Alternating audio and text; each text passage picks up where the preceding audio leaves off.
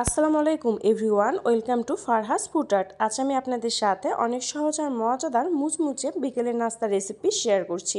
তাহলে চলুন দেখে নেওয়া যাক। প্রথমে মিক্সিং বলে দিয়ে দিচ্ছি 1 কাপ আটা, 1/4 চা চামচ লবণ দিয়ে ভালো করে মিশিয়ে নিয়েছি। তারপর দিয়ে দিচ্ছি 2 টেবিল চামচের মতো সয়াবিন তেল দিয়ে আবারও ভালো করে মিশিয়ে নেওয়া হয়েছে। তারপর দিয়ে দিচ্ছি পরিমাণ মতো পানি। পানির পরিমাণটা একবারে দিব না, অল্প অল্প করে দিব আর ডোটাকে খুব ভালোভাবে মথে নিতে হবে। তাই এখানে কতটুকু পানি লাগছে পরিমাণটা বলছি না, যখন আপনারা ডোটা তৈরি করবেন বুঝতেই পারবেন কতটুকু পানি লাগবে। আর ডোটা কিন্তু একদম সফটভাবে তৈরি করে নিতে হবে। ডোটা তৈরি হয়ে গিয়েছে, 10 মিনিটের জন্য রেস্টে রেখে দিয়েছি। আবারও একটা বাটিতে 2 টেবিল চামচের মতো কর্নফ্লাওয়ার আর 1 টেবিল চামচের মতো সয়াবিন তেল দিয়ে ভালো করে মিশিয়ে নিয়েছি। ব্যাটারটা কিন্তু ঘন করে মিশিয়ে নিতে হবে। আর এখানে তেলের পরিবর্তে ঘি দিয়েও কিন্তু আপনারা ব্যাটারটা তৈরি করতে পারেন। 10 মিনিটের জন্য ডোটা যে রেখে দিয়েছিলাম সেই ডোটা এখন নিয়েছি, সামান্য পরিমাণে আটা ছিটিয়ে দিয়ে রুটির মতো করে পাতলা করে বেলে নেওয়া হয়েছে। আর রুটিটা পাতলা করে কিন্তু বেলে নিতে হবে। এর উপরে এখন তৈরি করে রাখা ব্যাটারটা চারপাশে ভালো করে ছড়িয়ে দিচ্ছি। ব্যাটারটা চারপাশে ভালো করে ছড়িয়ে দেওয়া হয়ে গেলে এর উপরে আমি কর্নফ্লাওয়ার ছিটিয়ে দিচ্ছি।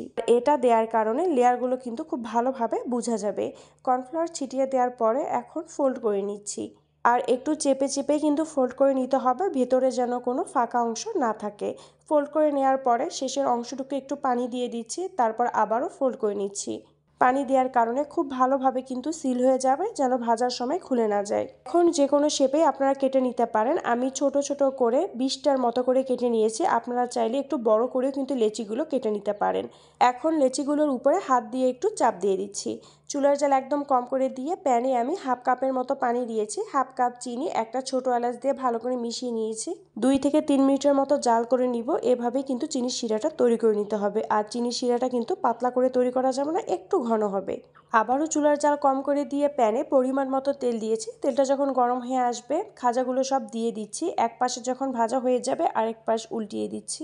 দুপাশেই খুব ভালোভাবে ধৈর্য সহকারে কিন্তু ভেজে নিতে হবে। চুলার জাল একদম বেশি করে দিবেন না, তাহলে খাজাগুলো কিন্তু উপরে দেখলে মনে হবে হয়ে গিয়েছে আর ভেতরে কাঁচা থাকবে। তাই চুলার জাল কম করে দিয়ে সময় নিয়ে ভেজে নিতে হবে। ভেজে নেওয়ার পরে ছাঁকনি দিয়ে আমি ছেঁকে নিচ্ছি, তাহলে এক্সট্রা তেলটা কিন্তু ঝরে যাবে। তারপর চিনি শিরার মধ্যে দিয়ে উল্টে পাল্টিয়ে দিচ্ছি। 1 মিনিটের মতো রাখবো, তারপর সাথে সাথে কিন্তু তুলে ফেলতে হবে। এটাও আমি ছাঁকনি দিয়ে তুলে নিচ্ছি, তাহলে এক্সট্রা যে শিরাটা আছে সেটাও ঝরে যাবে। এই তো তৈরি হয়ে গেল অনেক সহজ আর মজাদার 1 কাপ আটা দিয়ে রসালো মুচমুচে খাজা।